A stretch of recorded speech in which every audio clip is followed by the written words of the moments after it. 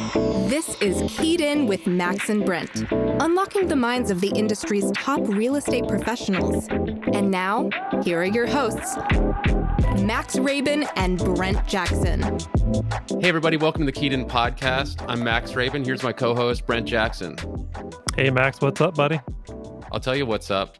I have COVID right now. Not even lying. Oh man. How did you get this? How did I get COVID? I'm vaccinated. I just want everyone to know I'm vaccinated.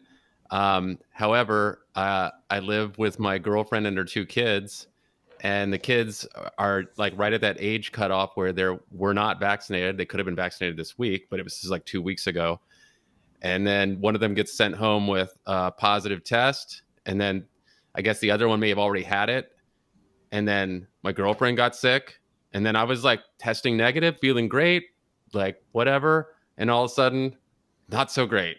And I can tell you, it's, I'm sure this is like what's considered a mild case. Even being a mild case completely sucks. Like just run out of energy really quick. This is about the best I've felt in about 5 days. So I feel like fortunate that I'm able to sit here and talk to you guys. But yeah, not cool, not fun. And man. Yeah. So did you go round robin with everybody you saw on, I don't know, the day before you got diagnosed? All your agents, all your clients that you were seeing? Yeah, I did. I let some people know ahead of time that my people in my household had positive tests, but due to the CDC guidelines, because I'm vaccinated, as long as I don't have symptoms, I'm allowed to go out wearing a mask. And I discussed this with my clients and said, like, this is my situation. If you're comfortable like going to do some of these appointments, then I will meet you there, because I was certainly feeling totally fine. And they were like, yeah, no problem. So, and then as soon as symptom hit, like this is last Thursday, I was driving somewhere. I'd been but mostly on my own that day on appointments, just like going from like a house preview to get my car washed, just like driving around the city. And all of a sudden I'm sitting in my car going, something not right here. And it was, and I just went home, and I'm like just immediately into bed, like do not mess around. What? And just like tired, or you had like sick symptoms? I had like a ticklish throat and like that feeling of I want to cough, but I was like, but I don't want to believe it. I'm like, do I have the dry cough? Is this really happening right now? After all this time has passed, right? Yeah. 2 years or however much, 18 months. Yeah, like 18 months have gone by, and I'm vaccinated, and then the kid's back in school, and it's like we're all the way at the end of 2021. It was just really, it's depressing. Depressing along with actually being sick. So anyway, I'm curious, did you have the booster shot? Not yet. No, I got mine on Monday, and totally different than what you're experiencing, but I got it Monday night, and I felt terrible all day yesterday. But I'm wondering, if you had the booster shot, would you have gotten the virus? I don't know. It's pretty touch and go. But let's. According to Aaron Rodgers, no. Yeah, right. I know exactly. It's a political side of like these things is also strange.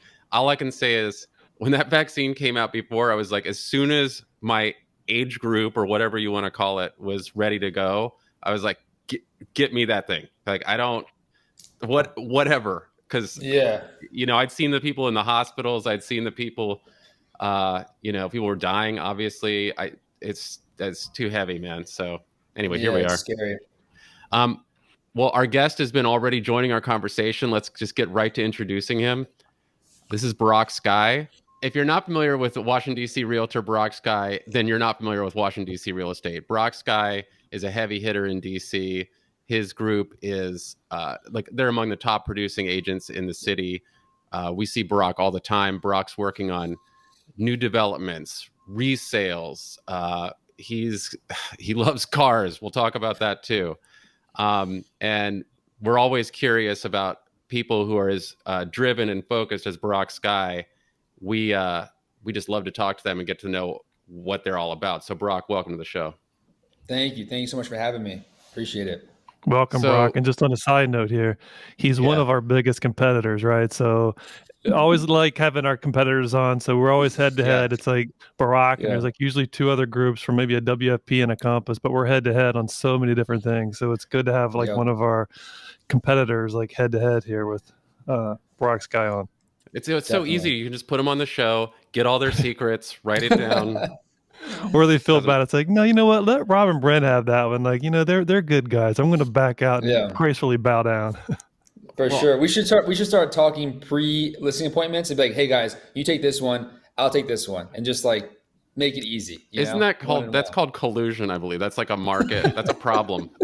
That's real. That's like That's a like real old thing. school banking in the early 1900s, and see what happens after that, right? Oh man. So but yeah, great to have you on the show. And you're born and raised in DC? You're from DC, right? I was born in Altoona, Pennsylvania. What? Yep. I always thought you were like old school, like really like, okay, go ahead. Yeah. Altoona. And then when I was like 2 years old, my mom, maybe 1.5, my mom was like, I'm not going to raise my kid here, and moved me back to DC. So since I was like 1 or 2 years old, I've been in DC and or Bethesda. Cool. So you've been upper Northwest Bethesda for basically your entire life. Yeah, my entire life that I can remember has been Bethesda. Yeah, right behind, first off of Honeywell Lane, off of Bradley, and then Corsica Drive, like off of like next to NIH. Your mom was in the real estate industry, right? Yep, she was a realtor, and for I think before I got in the business, like 37 years. Wow. Is she still practicing? Not really. No, she's in Delray in Florida now, and enjoying life as she should and deserves to. So she's in Florida most of the time, and she'll come back and visit because my brother on my mom's side has 3 kids. So, and he's in Bethesda. Where did she get a place in Delray? Yeah, Brent, you just bought a place there, right? Just bought a place in Delray. Oh, really? I love Delray. Like I could live there full time. She's in 7 Bridges. I'm not familiar with 7 Bridges. Maybe 7 miles directly away from the water, where all those like big JL developments are, where they like compete for the best entrance. Yeah, exactly. Is it on a golf course? No golf course, but it has a few community pools, basketball courts, clubhouse with like restaurant, and it's nice. It's amazing. We just bought our place. Quick story about us. We bought a place. We sold to South Beach. We bought a place in Delray. It's the Windermere House, so it's really right on the ocean. Ours is a little bit back, so we can walk to the ocean. We can walk over to Atlantic Avenue, all the shops, all the restaurants there. We had a guy we put it on. We wanted to do a seasonal rent, and we got an attorney out of Philadelphia to pay $6,000 a month for the full year. So I was like, wow. Like we snatched that up in a minute, but we plan to go down there for the summers. Our little guy plays tennis at the Rick Macy Academy. So, no way. Love Delray. It's amazing. I'm a tennis player. Are you? Did you know that? No, I did not. Tennis got me into college. Oh, wow. What? Yeah. I just got way back into tennis recently. That's awesome. Where did you go to college? American University in DC. Oh, okay. So I didn't want to stay local. I wanted to go like to college at Charleston or Virginia Tech, or like follow like a few of my best friends to schools they were going to be at. Mm-hmm. But I wasn't quite good enough to get scholarship money at those big D1 schools. Mm-hmm. I'd be like the Rudy of the team, which would be cool too. But it wasn't. I wanted to like have an opportunity to play and still be D1. So when AU became an opportunity for me to play tennis, I didn't turn it down. So I stayed local and ended up being the best move I could have made, because the size of the school was great in terms of like letting my personality kind of come out, and really I think boosted my career in the beginning, honestly. That's so where did you train in locally? Like our little guys at the JTCC up in College Park. That's where I was for a long time. And then before that, my coach was Martin Blackman, who is now the like head of the USTA Junior Development Program. And so he travels all over the world with the top players. But before that, he was a pro player, and I got him as he was retiring. So he was my coach, and we would train at where the City Open is now, Carter Barron. Wow. Best coach ever. Yeah. Yeah. So do you still play? I still play. So after my sophomore year, American University went through a lot of changes, and their president, Ben Ladner, got asked to leave, and he got a massive severance package. And during that same time, they cut men's and women's tennis, they cut men's and women's diving, they cut I think wrestling, but wrestling got privately funded, I believe. And so we got cut, and half my team transferred, and I stayed. I was like, I'm going to my junior year of college. I'm not going to be Andre Agassi. So yeah, no lie. I'm literally, I grew up playing tennis. Like I played in middle school, but that was about the end of my tennis career, and got, into arts and everything after that. But got way back into tennis recently, like so much so that I like hurt my leg, and I have a ball machine now. I'm like out there all the time. No way. Oh yeah, man. I'm like hardcore. That's awesome. Just trying to dig back in. It makes me feel like young again, and boys, it's great exercise, and I'm very competitive. So obviously realtors are super competitive. So it's like get on a tennis court. Super competitive. Right? Yeah. It's a lifelong sport, right? I mean, I play golf, and I play a little bit of tennis with our little guy, but golf, you've got to take I guess if you're playing 18, you got to have 4 hours out of your day, and then it's not inexpensive. But if you have a racket and a court, you could play tennis anywhere. You just need somebody else. Or if Max, you can just have a tennis machine throwing the balls at you. That's great. No, that's awesome. Who are the coaches at JTTC now? So his coach is Kelly Sykes, and then Tyler Delaney, which she went there. She might have been there maybe when you were there. It was like I graduated college in 2008, and I was at JTTC when I was in high school, like my junior or senior year of high school. So like 2003, 2004. I mean, it's a legitimate thing. We just got him bumped up to 10U. So playing for the points, he's on the USTA side. We have 2 tournaments this weekend. It's awesome, man. I remember those days. Yeah, but it's like a legitimate, you have to, get enough points to get to the next level.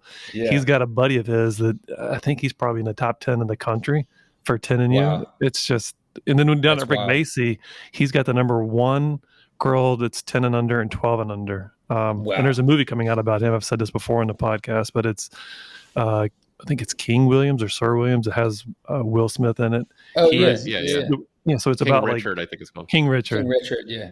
So it's about the Williams sisters, but it has Rick Macy in there as well as the backdrop because he was their coach early on. No way. That's crazy. So very cool. This is totally, I know we're totally going into different directions here, but you follow Francis Tiafoe?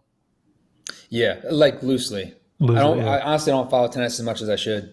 Yeah. He's just a local phenomenon that he did well in his last couple of tournaments, and I think he's like number 41 in the world now. But he trained at JTCC and has a great story as well. Oh, it's incredible. I've seen him there before. And then also another guy that trained there, Dennis Kudla. Yeah. He kicked my butt when he was like 8 and I was like 15. Oh wow. It's just like, hey, Barak, get on the court with him. I was like, but he's so little, so young. Yeah. I was like, those are the worst kind of defeats when you're a kid too, because you don't know how to handle it. And you get beat by a little kid and you're like, that happened. That was my first tournament I played in. That was my first and last tournament that I played in when I was a little kid. I remember going on the court. I was a big kid in my age group. And I was like, whatever, I'll just dominate. I mean, this kid was little. Yeah. And he whatever, man. He schooled me a better foundation, ground strokes. And I'm talking about when I was 12 years old and I'm remember this. You know what I'm saying? You remember it was. How old was the kid? What? How old was the kid? It's same age. It was same age group. Oh, so okay. He was just tiny. He was just tiny. Because I've seen some of those like 10U and 12U tournaments where there's one down at Rick Macy and the kid just turned 7, but he's crushing like 12-year-olds. And I would see him play out on the court. And, that's even more demoralizing if you're 12 and you get beat by a 7-year-old. It's just like, wow. I should just hang it up and go play. I love our tennis podcast. It's tough. Yeah. This is a new spinoff. Yeah. New spinoff. Yeah. Well, so going back, so you said you graduated from college in 2008, and did you start in real estate in 2008? I mean, I've known you for a long time. It seems like, you must have started right out of college, right? Yeah. So I was a finance major, and in 2008, I mean, there's no chance I was gonna get a finance job, and especially like with all the competition. Fair enough. Yeah, tough time. Yeah. So my mom was like, I mean, what are other options, right? Just get your license and see if you like it. Sure. And I fought it because I was like, your life looks miserable. Honestly, you're on your phone all the time. You're never present. Like, Mom, I don't want to. I went to college. Well, I don't want to go to what was all this for if I'm just going to get my real estate license. It's just being ignorant. And finally, I got a job as a server at Uncle Julio's Rio Grande in Bethesda. While I was like job searching and graduating college, while I was still in college, sold my college house on Nevada Avenue in Chevy Chase, DC. Okay. And I got my license while I was serving and started like holding open houses on the weekends or whatever. And I sold my first condo in Bethesda Park. It's like 220,000 or something. And from an open house lead. And I was like, I'm still in college, right? And I got this check for like $4,000. And I was like, that's all what? I was like, I couldn't believe it. I was like, I just made $4,000. I'm like, Mom, I'm in. I'm all in. This is like, for me, I love it. Like, I'm going to crush it. This is amazing. I have another sale for I don't know how long after that. And, but I kept, working at it, and the restaurant was right next to our office in Bethesda, and slowly but surely kept getting a deal here and there. I think I made like $11,000 my first year, and then like 20 something thousand the next year, and like slowly kept building. And then Zillow was kind of rolling out at the same time. So I took most of my income from real estate and dumping it into Zillow because I was in my early 20s, and who's going to use me? I kept telling myself, like, every time I talk to a client, like, I would look at me and be like, I know 5 other agents that have way more experience than you. Why am I going to use you? So Zillow was a way to get in front of first-time home buyers that don't know anybody else, hopefully. And that actually started to accelerate my growth as a young agent. But at that time, I was paying $150 a month on Zillow. So are you still doing Zillow? Yeah. But so Zillow was still, it was still newish, I guess, at the time. Mm-hmm. And I guess you could probably get in a lot less expensive at that time as they're trying to build that sort of base of how they do business. And obviously super popular with the consumer, and still is. I still just get links all the time from my buyers who are certainly getting links directly from me from MLS that I'm sending them directly, and they're always sending me stuff back. I saw this on Zillow. It's like, I already sent that to you, but it's it's just the way consumers interface with real estate. It really developed that. So for our listeners who may not be totally in the real estate world, Zillow, one of their main business models is they have the subscription to the multiple listing service. They've got all the information on the multiple listing service. They're pulling in leads from all the consumers, and they're basically selling those consumer names and contacts back to the realtors. So it's a little bit like, hey, we did all the work to get the listing. So here's Zillow saying, well, you can have the buyers back that you already supposedly did all the work to get, and they pay, and you had to pay for that. But you were really taking that early on, and yeah. Yeah. I mean, early on, I didn't really have many options. I didn't have any money. I was living in my mom's basement.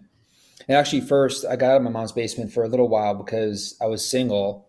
And I'm like, I can't bring girls back to my mom's basement. You can. I could, but it wasn't going to go well. So my buddies and I found an apartment at the Willoughby in Chevy Chase. And I took the dining room. So we put up this fake drywall thing with no permission. And I was living, so I had a chandelier over my bed, my mattress sitting on the floor, and the pocket door into the kitchen, into the galley kitchen. So you're living room. That's your bedroom is the dining room. I love that. No closet. My bed was touching the wall we made that you could push, you can move it because it was just like sitting, not attached to anything. And then a window behind me, and then a wall. So it was like a full-size bed width was my room. And then it was a 2-bedroom, 1-bath. So my 2 buddies that were making more money took the like main bedroom and secondary bedroom. And I was paying $400 a month. And I had a place. Now I had a place to hang and crash. And I was at Uncle Julio's for about 3 or 4 years while I was starting my real estate career. But all that really did, starting in real estate, was like make me go into debt more slowly. It wasn't like it's not free to be a realtor. If you're not making money, you're losing money. And I was losing money I was definitely losing money for the first few years. And that was very stressful, very like most stressful time of my entire life. Well, I think a lot of agents, and just to interject here, they don't look at it that way because you have early on, and you still do, treat it like a business where you are going into debt because you're pumping marketing dollars into your brand, into your business, where a lot of new agents they just use the commission check to live on, and they're not spending any marketing dollars, whether it's Zillow or flyers or magazine ads. They get a commission check and they go out and blow it on a car or sporting tickets or what have you. So it's good that very early on, you're treating it like a book of business. Yeah.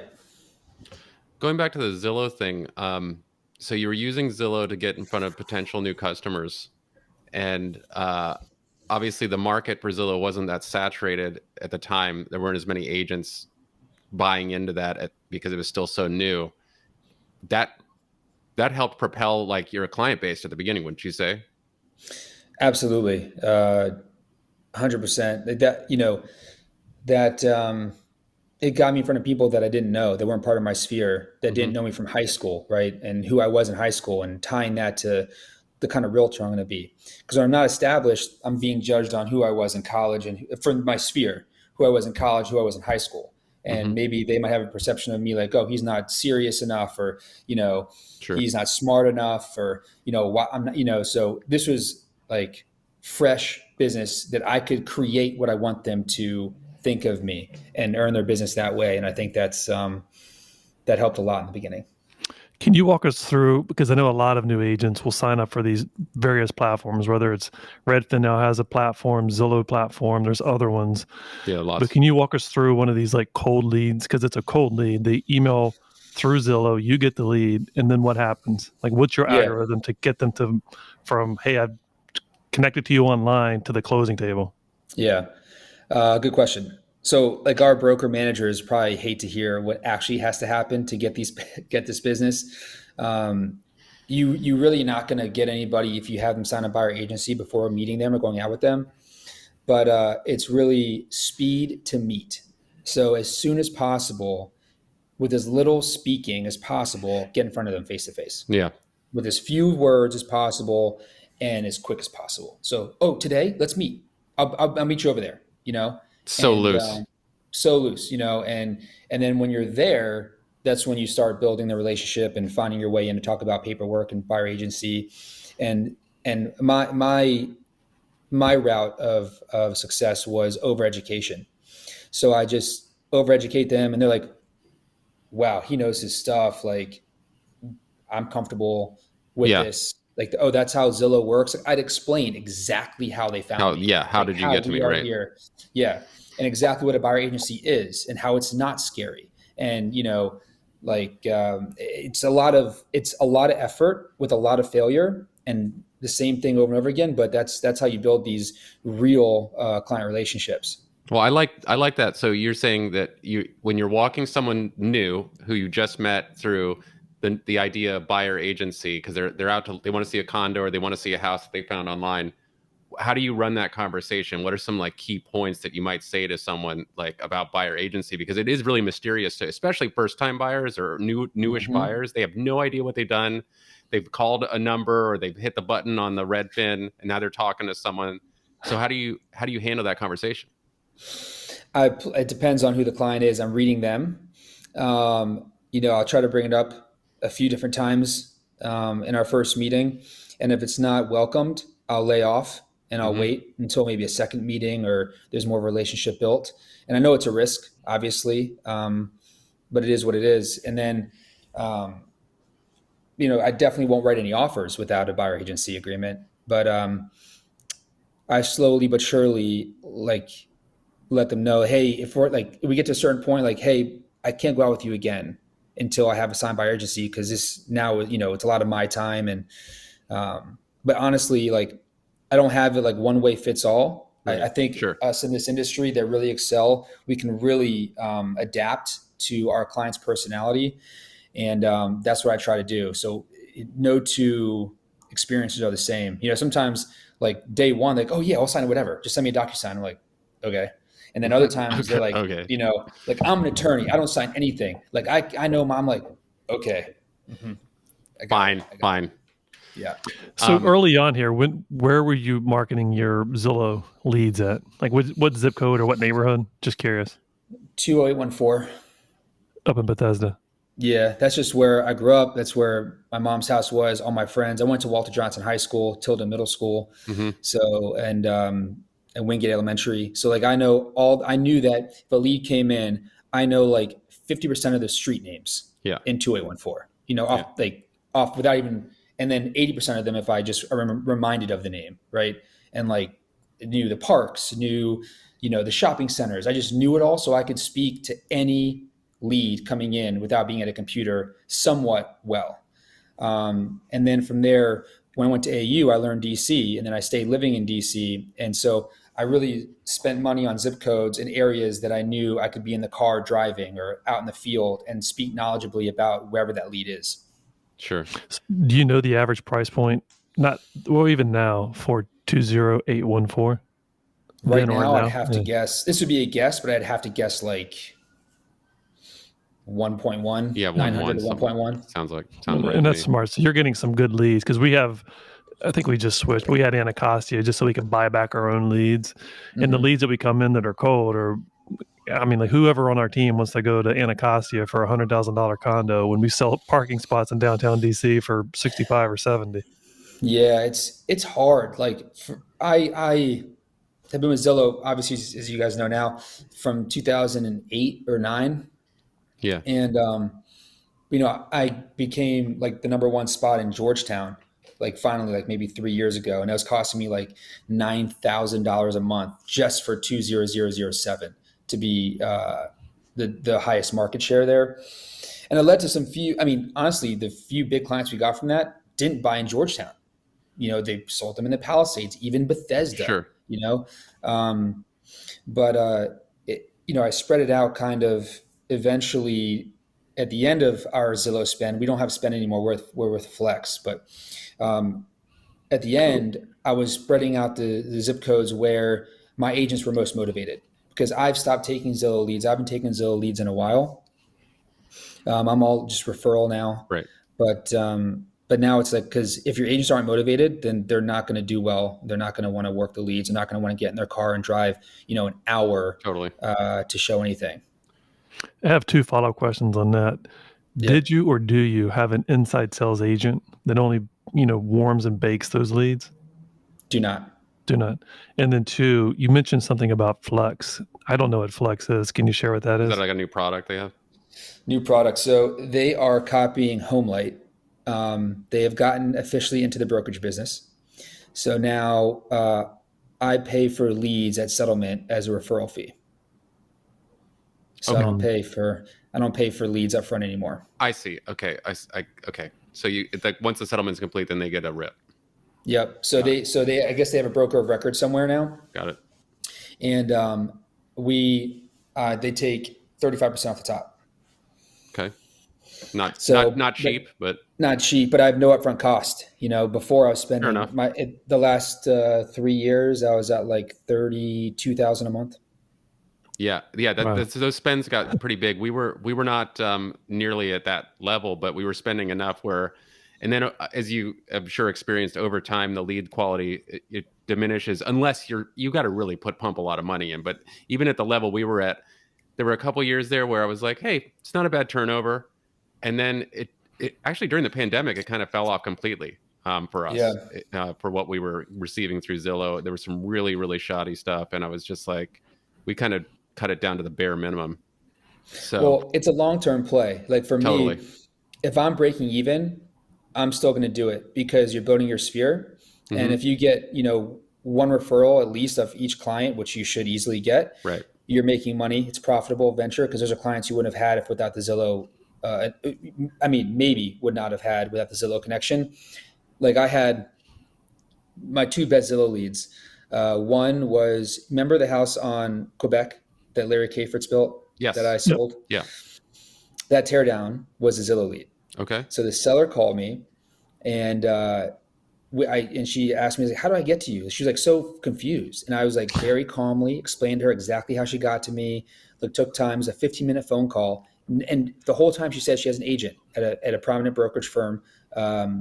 here that she's worked with in the past. And I was like, that's wonderful. You should definitely go through that agent. Mm-hmm. This is how you got to me, blah, blah. It's like a 15-minute, she was really sweet. Yeah. We hang up. Not 15 minutes goes by. She calls me, goes, Barak, you were so kind and explaining to me how things work. I'd really love to meet with you about selling my house. I'd really like another opinion. I haven't talked to this other agent in years. I don't even know if she's still doing business anymore, blah, blah, blah. And I was like, I'd love to. Right. I went over and she's like, in an hour at her house, we're like best friends. She's like, I'm using you. I don't want to go on the market. I don't want a sign in my yard. I don't want my neighbors knowing my house is gone until it's sold and I'm out of here. And I was like, okay, well, we can do multiple ways. And I told her about the builder. She's like, builder, let's do that. I want on my timeline, my rules, whatever. And that's when I brought Kafritz in. So that was a 1.5 million sale and then a 4.35 million out sale from a Zillow call. Yeah. Yeah. I mean, you really stuck with it. And yeah, if you stick with it and you devote the time and energy, they're out there. I mean, yeah, that's a good story. Transitioning a little bit here into like other parts of your business, you brought up a great, introduction here to builders. You started off with Zillow, cold leads, whatnot, open house leads, and then you at some point segue into builders, developers. Like, you walk us through like how and why you got into the developer world. Yeah, no, absolutely. So in the beginning, obviously I was like 99% buyers. It was all my time mainly because of Zillow. And then as time went on, I started becoming more established, then my sphere started trusting me. And that's how it transitioned into like, Barak is legit. He actually is good at what he does, supposedly. But when it came to builders, I was,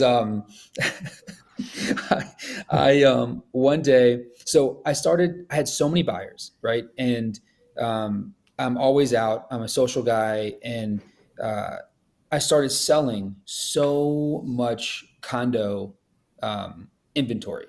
And I love the boutique stuff.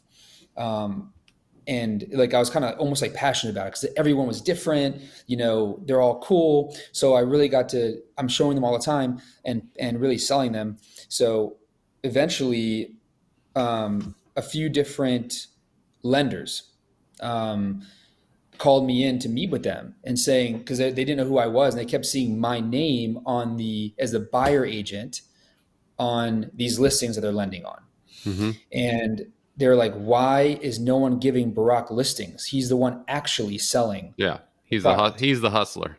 He's the one selling. So I met with them and I was like, when I got the call, I've never been more nervous. I was like, should I bring like Boomer Foster with me? Like, I don't even know what to do. Like, this is my big break. Like, what if I mess it up and I'm screwed forever? And one of the principles of Long and Foster.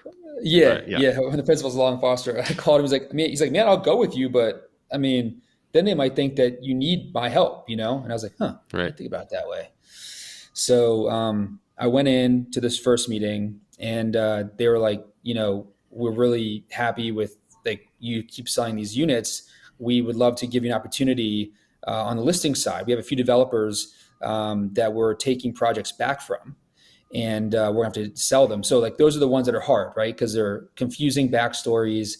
The ending of them is kind of like hodgepodge together to complete it. No one ever wants to come in and finish a project at 80% complete, But then I started selling those and selling them pretty quickly. And, as we all know here, a lot of it is just the market, right? And pricing. Yeah, of course. But I think there is an art to it as well, and to a degree. And I just had some early success with that. And I guess word slowly spread amongst like that one lender's clients. And then I capitalized that with social media and boosting posts. And it kind of, started to snowball from there. So really it started with lenders noticing how many units I was selling as a buyer's agent was the beginning. That's a great story. This is very, very much like from the ground up type of real estate. You really hustling with those cold lead buyers, getting in front of the right people by doing the hard work that you did. And, then obviously making the best impression you could on the bigger cats. That's solid stuff. Really solid. I'm going to test your knowledge here. Do you remember your very first developer deal? Yes. It was with Seema Tesseme and Amit and Yep. um, Vinny and Vinny Raj. Like Vinny's the son, Raj is the dad, and Saxena. And it was on Girard, 1451 or 1471 Girard Street, 5 units. So 0 to 5, right? I was like, oh my, yeah, I could do this. I've done kind of, trying to like make them comfortable. And that was one that was tough. And this was before Amit's wife was a realtor with Jen Smira, which when she became a realtor, Jill Patel, she became a realtor. I lost all that business. Unfortunately, I love those guys, still do, but I understand it. And it goes around in the city. It's a small. Yeah. It's funny how small a market it is, and it's just like the circles, Totally. And you see, it's just I love it. I love it all. I love everybody. I understand it. And it's all great. And but I got this 5 unit, and all these development projects have hair, right? This one had a tree issue, a big tree, and a neighbor, and a wall in the front had to be moved, all this stuff, and C of O issues, power issues. But the product was nice. It was clean, good floor plans, 2-bedroom dens, and I threw a huge party, and we didn't have heat yet, so we had to have everybody in the penthouse where the heat because heat was rising. Okay. And what time of the year was this? Like winter, summer? Yeah, it was winter. Winter. And coming to our freezing building. Yeah, it was crazy. But yeah, it was great. I mean, that was the first one, and then that kind of led to a few more, and now we have a 14 unit coming up. We're launching hopefully next week, and that'll be our biggest one, 14. And can you share the data on that? Sure. It's going to be in, they're called 3rd Street Flats, and they are going to be in Eckington on 3rd Street. I think 1940 3rd Street Northeast. Big units, big buildings. So easy floor plans, nothing funky, wide open, big bedrooms, big living spaces. And then one massive townhouse, like 3-level unit with a huge private roof deck. And the building has a massive common roof deck, and there's 9 parking spaces. Wow.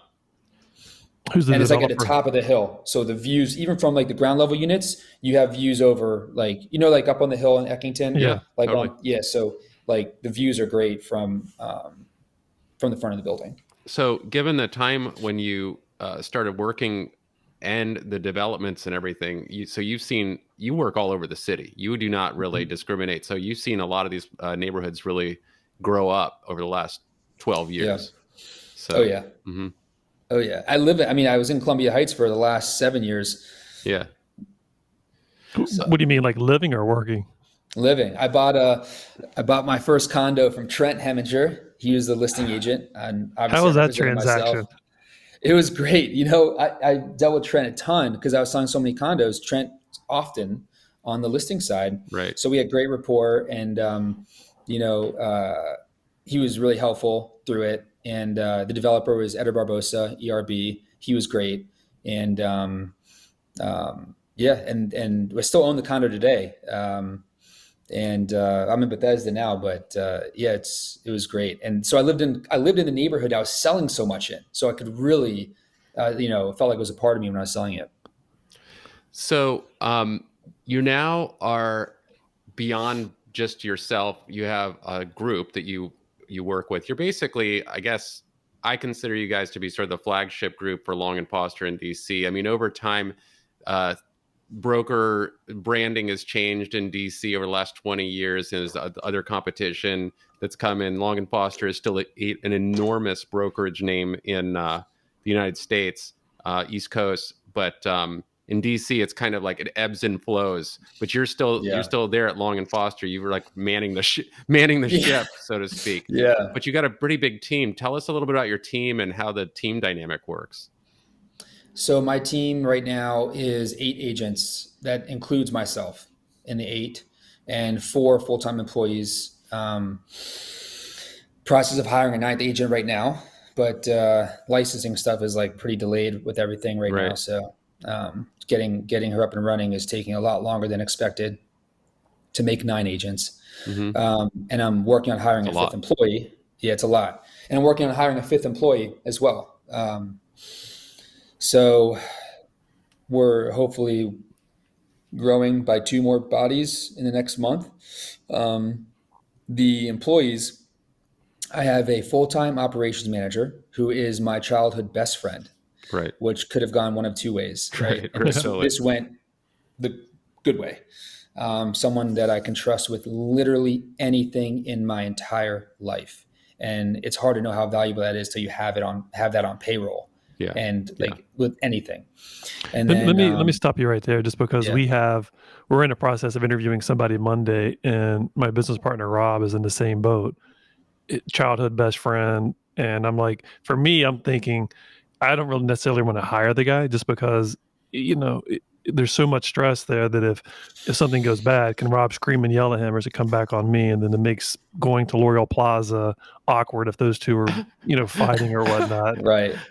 Totally. And that's, the odds are it's probably better to not hire that person. For me, I took the risk and the leap of faith because him and I are so close that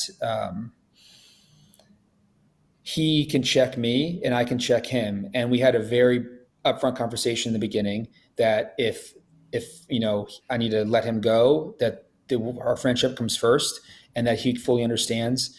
And it's really the rare occasion where it works. And it also, Nathan Dart has a similar setup, and it's worked wonderful for him too, where his ops guy is his best friend. So you've got your full-time ops manager, who is an old friend of yours, and who else is on your full-time staff? I have a transaction manager, Carrie Wheatley, who is just incredible. And she just, I don't know how she just manages all these transactions as one person, but she does it. How many transactions is that? Close to 200 a year. Wow, that's a lot. That's a lot of transactions. Yeah. But she does full management for me and Anna, and then she does partial management for the rest of the team. Which for the rest of the team, they need to turn in their contracts, and all she does is compliance to make sure that the contracts are complete, and then send out calendar invites for them. That's it. For me, it's full. She's licensed, so inspection, addendums, everything. Right. So is there a reason full transaction management? Is there a reason why you don't? And again, this is just personal edification on our team. Is there a reason why you don't want the transaction coordinator to do all that stuff for the other agents? My thought process now is that I want them to be better agents and understand how to talk about the contract and talk about negotiating. And the best way to learn that is to do it. Work through it. And if they get busy enough to the point where they need it, like I did, then I can either hire another person, or hopefully if they're doing that much business, they'll have a split healthy enough with me that they can hire their own person. That's smart. So that's kind of where, and my thought process on that might change as time goes on, just for alleviating risk from me, being in more control of people not messing up. But as of right now, it's manageable to make sure that they're learning and know how to do every part of the process. No, that's really important. Learning the nuts and bolts firsthand with your own mistakes is how you become a good agent, period. So if you have someone writing all your offers and contracts, and you can't use DocuSign or Zip forms, right? So right. What are the other two? So you have 3 and 4 here. And then I have a listing coordinator who is also amazing. She's my first hire through a headhunting company that one of my best buddies owns. And she's been amazing, perfect fit, being able to tell this guy what we're looking for. And he just, here's what you're looking for. I was like, oh my God. And she's been amazing. And she, up until this point, has been doing light marketing, like fact sheets, organizing pictures, writing copy. But she's too busy to do all the little marketing pieces too. So the 5th hire is a full-time marketing and market data person. But then our 4th employee now is listing concierge. So he's in the field 7 days a week and doing whatever we need done, period. He's like Michael Clayton, a fixer. I like that terminology too, listing Concierge. Yeah, concierge. I like that. It's better than runner, Yeah, that's a lot better than runner. Yeah. You don't get too many applications for runner. They're like, they look at that online, Indeed or wherever, and they're like, yeah, like, what am I supposed to wear? Sweatpants? Yeah. Yeah. And I even have him licensed. So That's good. he's because when I need open houses covered, and I need someone from my team to do it, not someone from my office to do it, I pay him per hour. Sure. And he's licensed. So as a bonus, if he refers a client to us, he can collect a referral fee plus his hourly at the open houses. Smart move. So what's number 5 going to be? Full-time marketing coordinator. Marketing. Yeah. Okay. But marketing, more than marketing though, marketing and like market data. So one thing I don't have time to do anymore is run like constantly knowing the market trends, comps, demographics, retail, what's changing in the markets, where's the movement, where are restaurants opening, where knowing when I was in the trenches, I knew Italy's going to open here, or now I have no idea. I'm not as much in the trenches as I was, and but I still want to know that information. Have you thought about an inside sales agent for all the leads that are coming in? Oh man, yes, I have, and I've gone back and forth like a million times, and I've been to every mastermind you could think of.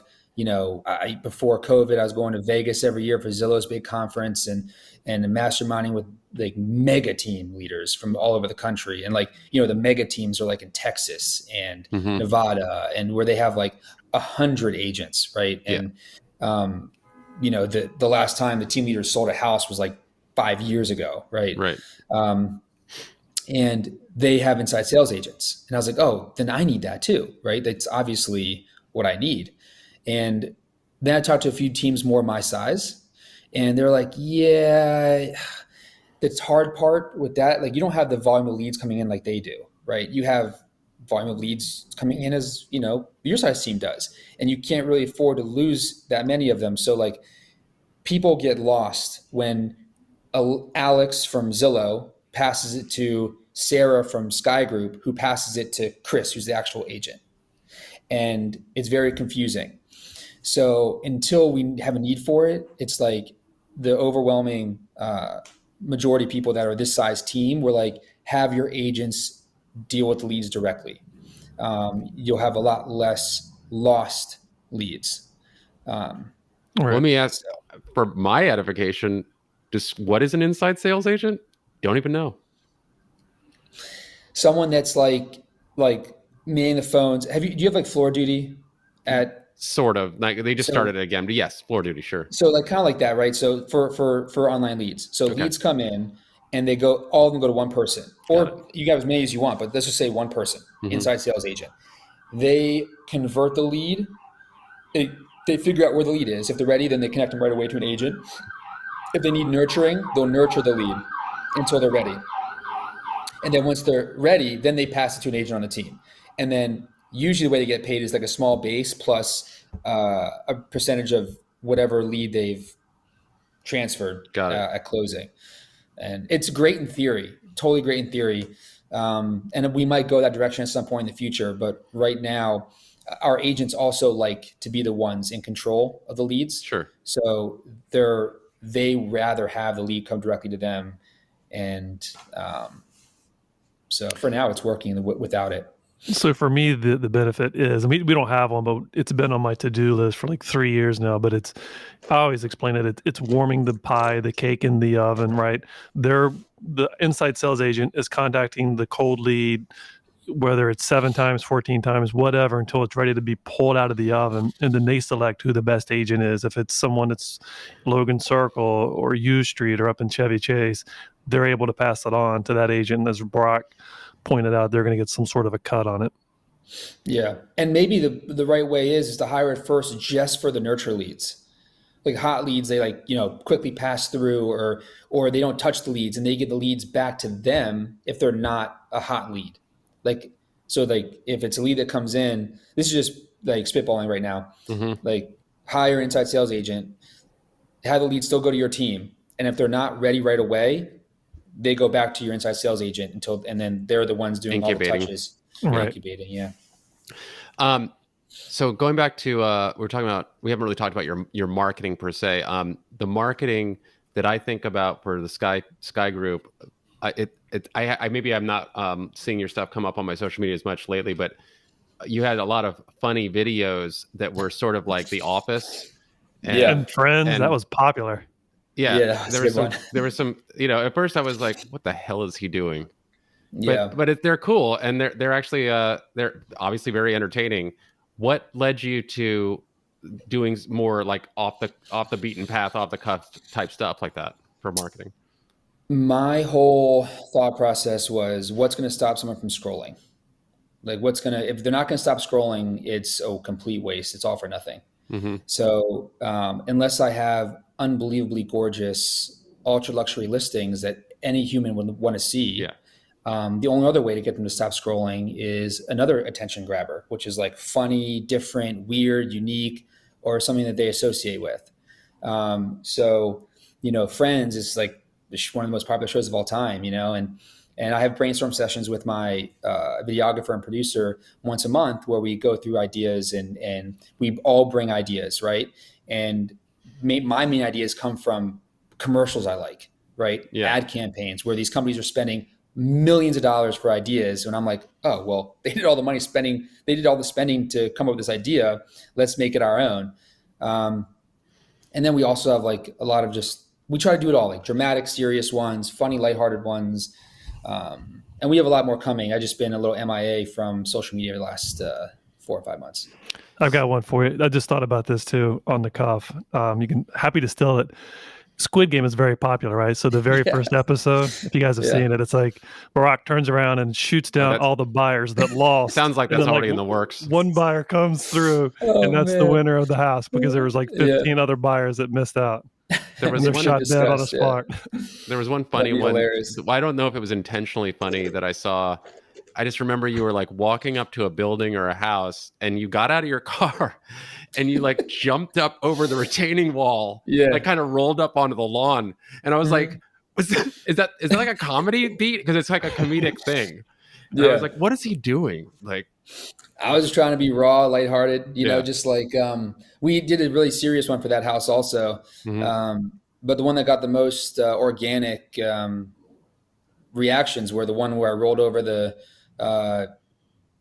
side thing and walked in in workout clothes and running shoes and I think I had a hat on. Yeah, the backwards baseball cap. Now that when you mentioned earlier that you played tennis in college, I'm like, oh, so he's an athletic guy. Now I can see like Yeah, it's with COVID, I was before COVID, I was very much a suit and tie guy, 7 days a week as in a suit and tie.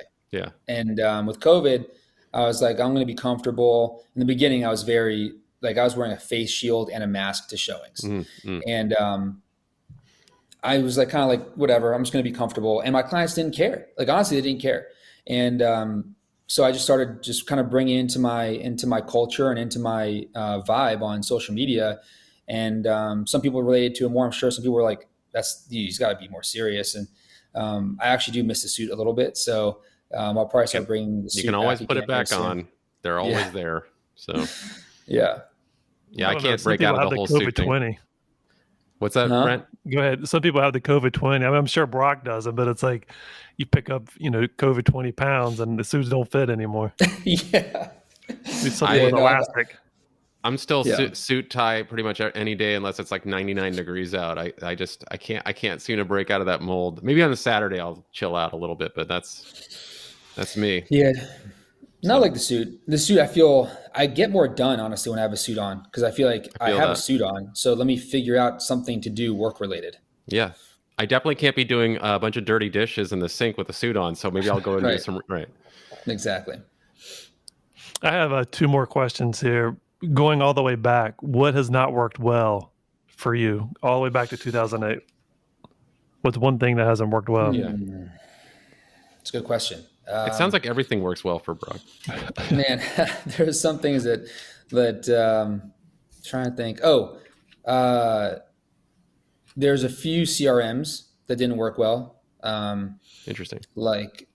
And a few hires that didn't go well. I would say like the CRMs are a big commitment, to start them up and to get onboarded and all that. And there's two. One was called Conversion, and one was called with a K, and one was called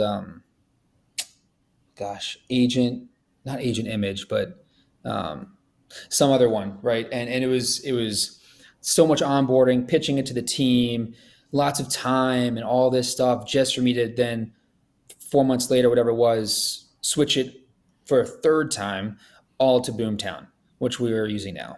Okay. And that was tough. Like everybody's exhausted by that time to learn a whole nother big system.